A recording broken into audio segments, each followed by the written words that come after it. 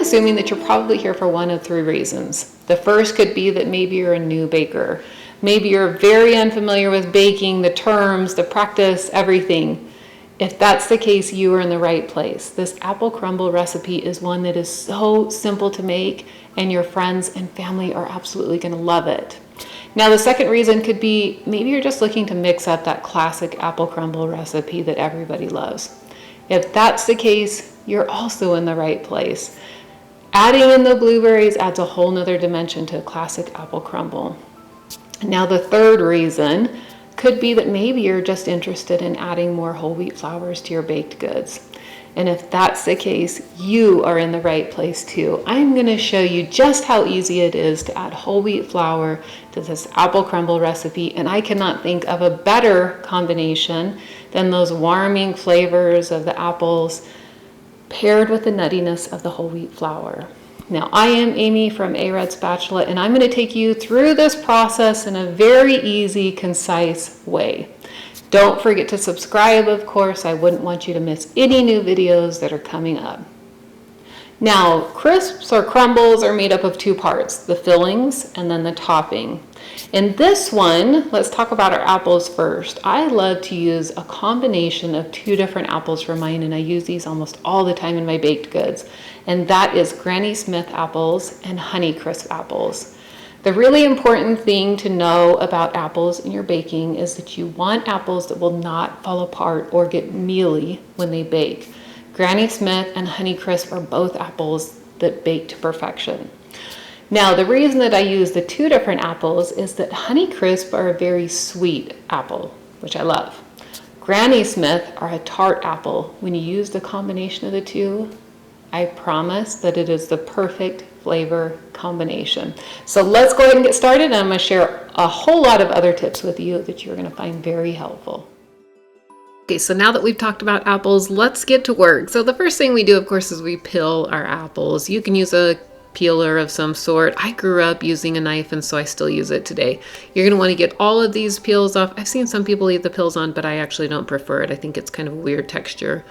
And then cut it into quarters, core it, and then you want to slice it into about, you can see I'm doing about 1/4 inch pieces here. You don't want them to be too thick, otherwise it takes a really long time to bake.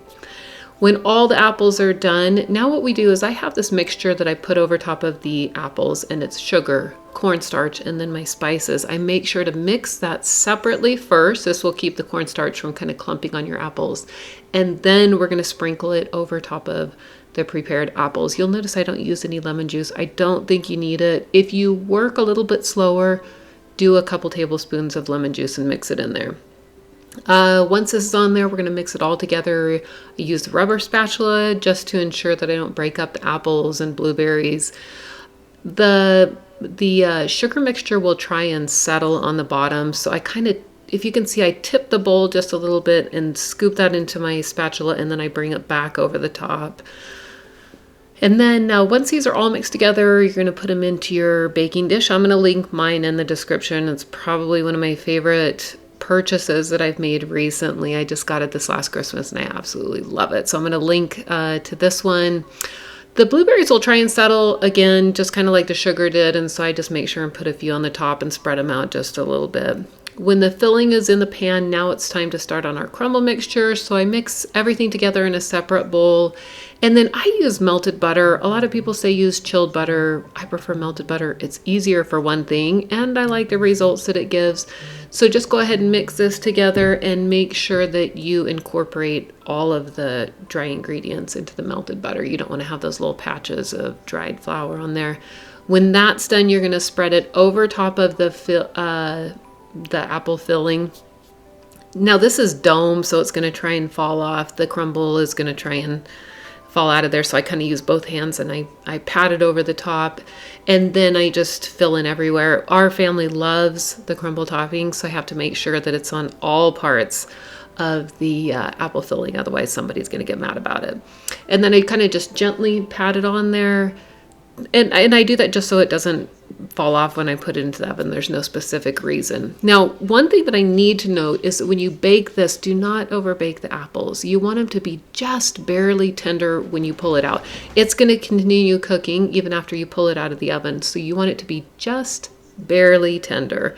And that will kind of give the perfect texture to your apples. Here it is. It's finished. It's beautiful. It tastes delicious. Your house is going to smell amazing, and your friends and family are going to love it.